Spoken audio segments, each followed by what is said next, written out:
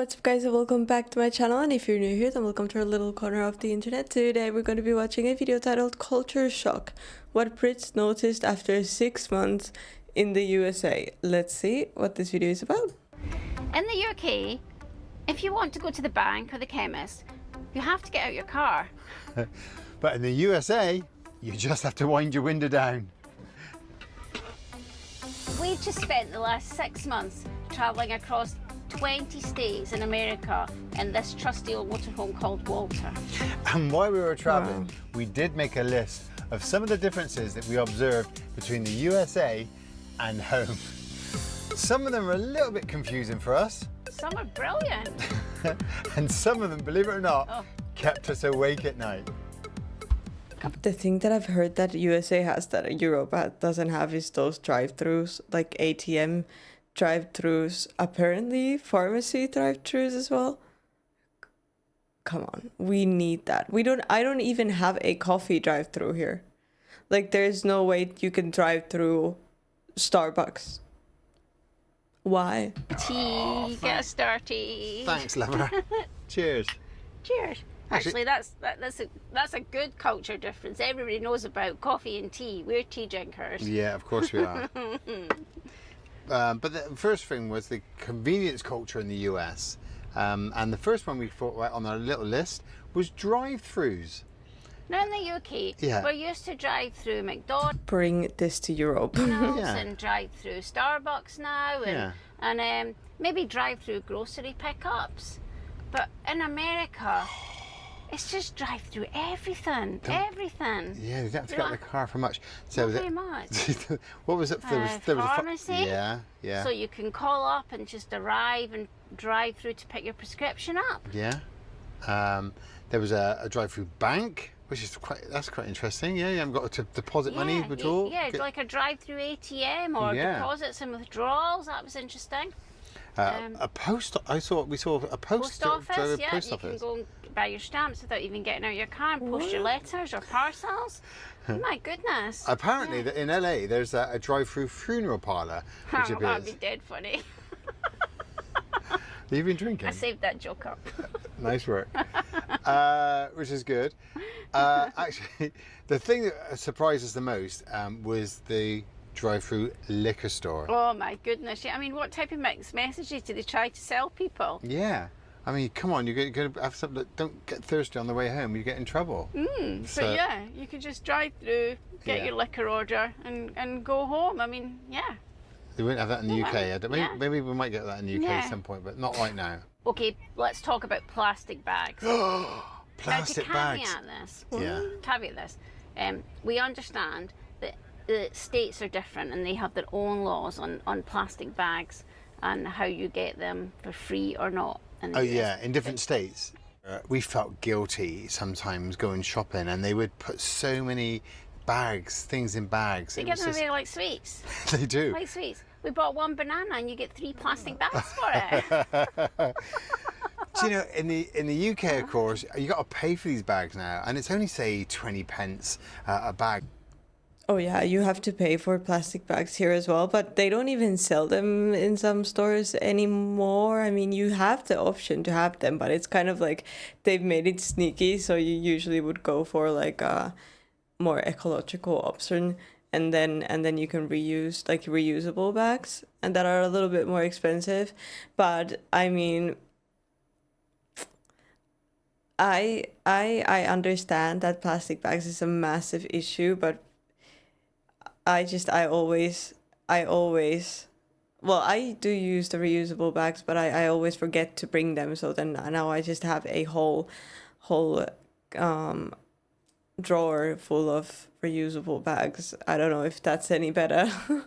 But that would soon mount up if you did that. So we're all in the culture of actually taking your own bags. Those type of bags, the one this big? Into a store. Yeah. And not what we'd like to know is, what do Americans actually do with all these surplus bags? That's a good question. What do they do with all the bags? I do don't they get take them it. back, or do they just go in refuse? I don't know. Yeah. Yeah. And then, because in Walmart they have a carousel, don't they?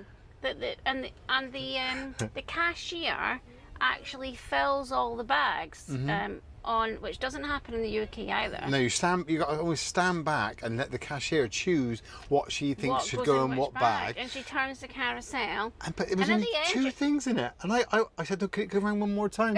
Put another 4 or 5 You were all saying, like, no, wait till they filled it. And I'm like, I think it is filled. Anyway, it was quite amusing for us.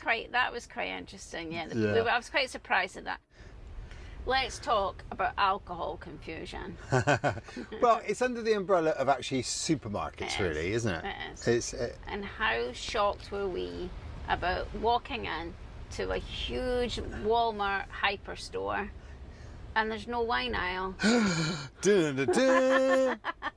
And you know why that is because of the different state laws, isn't it? Yeah. That's the thing. But I think that's what confused us. In some states, you go into the same supermarket chain and you can buy your wine, your beer and your spirits in that supermarket. And then you go across state line to another state and you can only buy the beer in the supermarket. So. Yeah. This is something that depends on the country in Europe, because in Finland, for example, you have like designated alcohol stores. And in Spain, you can buy any type of alcohol in a supermarket. Yeah. It was confusing, if nothing else. It was really confusing, yeah. I think the thing to point out is in the UK, most grocery stores, or large ones, will definitely sell every bit of alcohol, gin and spirits and wine and beer, cider, anything you want. Even small family-run stores will have a liquor license and do groceries, bananas, apples and a bottle of gin, please. Yeah. So it was, in that way, I would say it was a little bit more inconvenient travelling across the States. Yeah. Okay, we've grouped the next lot together under road realities. Oh, touring in Walter. This is your one, really. Well, yeah, thank you. It's 'cause we're touring across and we were on a lot of roads, so we saw a lot of things in our 6 months. And the first one that really stands out for us was the lorries. You call them 18-wheelers, we call them HGVs. The fast lorries is what you're talking about. The speed of lorries. Just incredible. Yeah. Isn't that just a truck? I call those trucks, I don't know. Huge big vehicles. And the difference is, of course, in the UK, most big articulated lorries are limited to 60 miles an hour. Whereas we were getting overtaken by lorries on the interstate and they were easily doing 75, weren't they? Which are miles per hour? Yeah, MPH, miles per hour. And it was just shocking how fast they are. We did get beeped quite a few times. He was doing 50 miles an hour and we were on our lane out the way there and they were bombing past. Oh my goodness, that's scary. Fast. Okay, next, 4-way stop signs. Oh my goodness. Why? Why? Why? I guess on busy interstates, if you come up to a busy one, I can see why they'd make you stop, but they have them everywhere, don't they?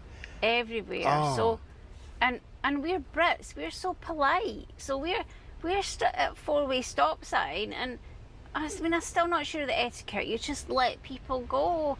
I don't know, but we're like just telling everybody to go. Yeah. We're like, when's our turn? What do we do? Because of course we're used to roundabouts, and we're not seeing many of those at all in America. No, we could. The US could do with some good, nice, solid roundabouts. We did see a couple. Yeah, not about 4 or 5 across the strait. Look at that. I got scared. I've not seen one of those in a while. A roundabout. It's a roundabout. It's an American roundabout. Let's see if everybody knows what to do.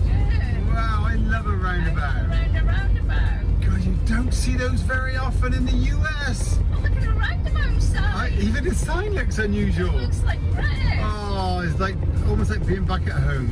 Oh, on the wrong side of the road. Bryce Canyon. Oh, give way. Give way. He's on his phone. Get off the phone, mate. You're meant to drive and be on the phone. Yeah, I right away. Oh, does he know what to do? Oh, he knew Does he? Yeah, well, I know what to do. Oh, you know what to do. Give way to the traffic. This one confuses me because, I don't know, in Spain and in other places we do have a lot of stop signs. I don't know. And a lot of roundabouts as well. Yeah, good old roundabout. Let's have another 40,000 of those. The thing about it is because we're driving a manual, I'm down into first gear every time. A lot of you Americans, I think, drive automatics, so it's just quite easy because you put your foot on the brake and then you're away. But I had to go down through the gears, stop, back up through the gears, 50 yards, oh, there's another stop sign. It was, in the UK we have give way signs. So you come up, I think you call them yield here.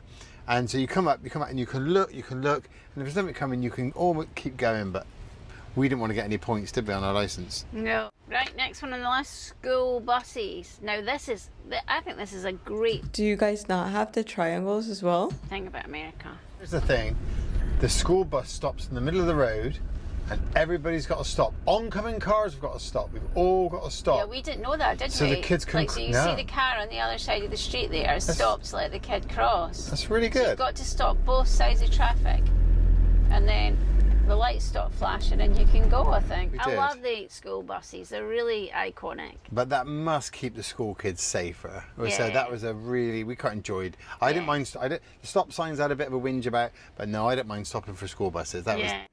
Let's talk about a moment of pure joy for our budget. Fuel, diesel, gas, whatever you want to call it. Now, we got into conversations with a lot of US people while we were over here, and it was great. But a lot of them did kind of complain about the cost of the rising fuel. They did. And we found it quite hard to sympathise with them, really, because it is half the price of what it is in the UK. I mean, that is just incredible. So, I mean, although we did a lot more miles travelling across, with 12,000 miles going across the US trip. Is that what we did? Yeah, just over 12,000 miles. But it cost us way less than it would in the UK. Have you got any price comparisons? Yeah, I have got some price comparisons. If you were to fill up a US gallon in the UK with diesel, it would cost you $6.60, which is just, the US would go nuts for that. It's a lot of money. We got chatting to some older guys, and they said, "Oh, I remember when it was just $1 a gallon." That was amazing. And you think that's why the lorries go faster and everybody drives big vehicles as well, because the fuel is so much cheaper. We met a lot of people on the road that have a 7.7 truck, a 7.7 litre truck. You couldn't afford to use that. Well, if you're really wealthy in the UK, you're super rich, you could afford to put diesel or fuel in that. But yeah, that is a difference. We don't drive big gas guzzlers. Gas guzzlers. But anyway, so that was... we were very happy about that. We were happy about the cheap prices, And the last bulk of our category is surprises. Yeah, what surprised us about our trip, and the first one we've got on there are the trains.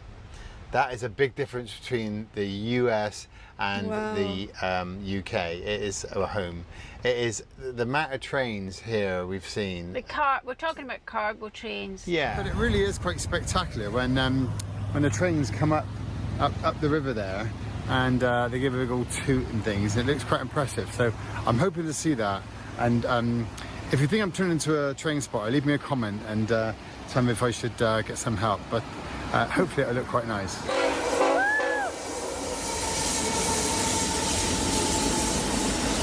That looks beautiful though. Oh, I would love to be a train, what is it called? Driver there. I mean, look at those views.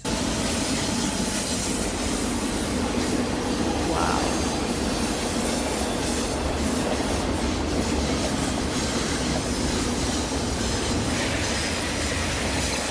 What? It's never ending.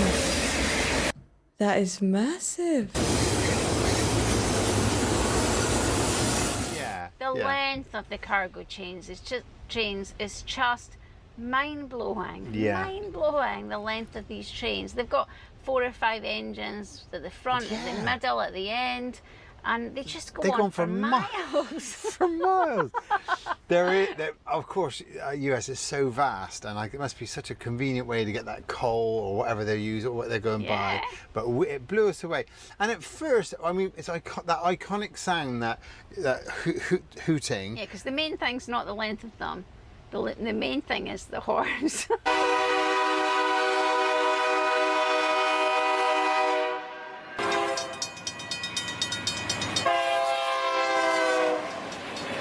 Every time they come to a level crossing, if it's unmanned, they've got to do a certain pattern of noise, and it was quite loud, wasn't it? I loved it at first. Oh, well, I still like it. Oh, yeah, I think it's iconic. But we did get woken all night in one particular place. I remember we parked very close to the train line because we couldn't find anywhere They do that at night as well? else. And all night the train went. Tooting. Incredible. And because of that iconic sound, Yeah. You know, you don't have that in the UK at all. No. So, yeah, we loved it and we hated it, actually. Yeah, that's fair to say. We loved it and we hated it. Your trains are fabulous. Yeah. What was a real surprise and a great one for me was it was so empowering and cool to see so many women in construction in the USA. So at the side of the road when they were doing roadworks or repairing the road, on construction sites, doing the traffic control, when building bridges. Yeah, absolutely. Women everywhere, aren't they? Really, it's definitely, that's a huge change from the UK. Real thumbs up, real positive thing for the USA Definitely. then. Yeah. Can we talk about the clean parks? And the public spaces. Yeah. Yes. Yeah. Now again, this is only our experience. Let's caveat this with, we didn't go to big cities. We're talking about rural areas, aren't we? We are. Yeah. We didn't go into the middle of Chicago, so this is our experience. Of in the countryside. In the countryside, and visiting and national parks there, and sure. and state parks. Sure. And what we did definitely find, and it was very interesting, is there was the lack of vandalism and how clean they were. Oh yeah. Which was fantastic. Yeah. There was a couple of places we parked. I remember one beautiful beach stop in Wyoming, and it was fairly out the way, yeah. But in the UK, this place would have been vandalised, is my experience. Yeah. But there was a picnic table. There's a fire pit. There's bins. I think the American people have a real pride in their public spaces. Aww. Yeah. Don't you? Yeah, I do. Yeah. And on the conversely, what you just said about the bins there, if we did go to a state park or national park and there weren't bins, because there's the healthy culture of taking your rubbish home with you. Taking your rubbish home. Yeah, there'd be no bins, but I think there wasn't rubbish left lying about. People genuinely took it home. We were quite surprised by that because I think we're used to seeing, if there's no bins, we're used to seeing rubbish thrown just to the side and left. No, here everything gets wrecked. And people didn't do that. No. Yeah, another great thing that America is really good at is toilets and pit toilets.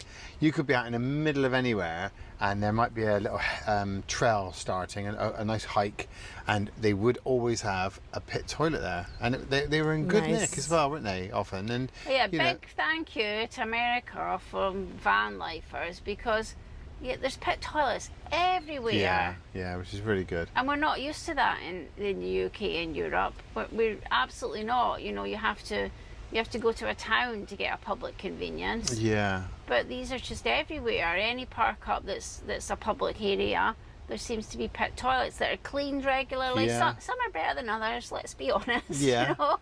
Some you wouldn't want to use. They were usable though, and that's a real feather in the cap for the USA. Yeah, we thought whereas that was great. That is really, really nice. I mean, well, especially like also in the cities, I don't know how it is in America, but here we don't have many options to use the bathroom, and you can't really go into a restaurant either to use it if you're not a client.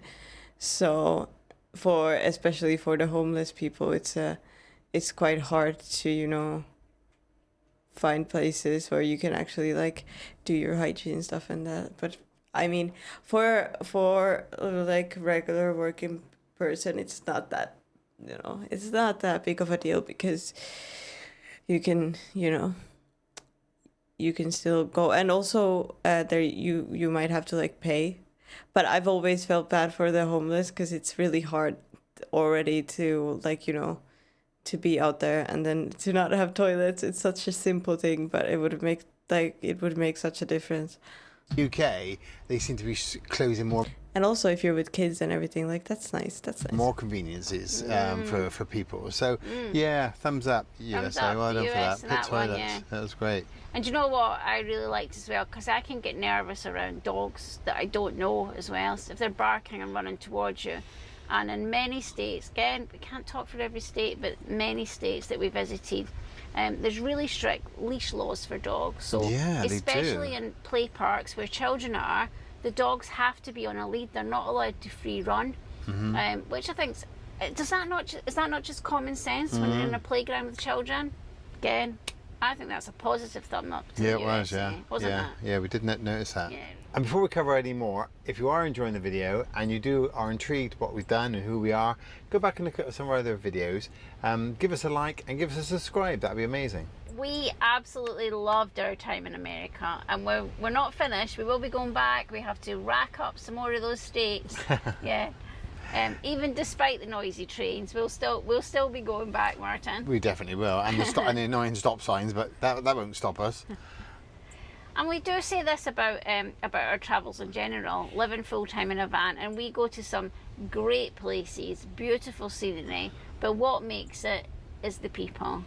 And we met some. There's too many to mention on this video, but we met just genuinely interesting, engaging Americans who wanted to know, inquisitive, they wanted to know who we were, what we were doing, and they showed nothing but kindness. And almost every state we went to, I think. Yeah, with so many people. So to our American friends, did we get these comparisons just about right?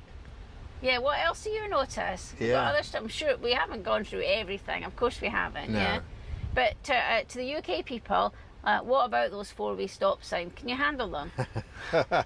Let us know in the comments. Yeah, leave a comment below and tell us. But I hope you enjoyed the video. Hit that subscribe button, give us a like, give us a hype if you can find that button. Helps the channel grow. Thanks for watching. And thanks for watching. Bye. Bye. But yeah, okay, this was an interesting video. I love to hear Europeans' point of view when it comes to America. The UK is quite different for where I live, for example, so you know it might be different. But what I would like to know is for people who have been to Europe or American, what did you notice that's different about Europe? And was it like good things and bad things, you know? But thank you so much for joining me for this video. I really hope you enjoyed it. Please leave a like, subscribe if you haven't yet, and I'll see you guys in the next video.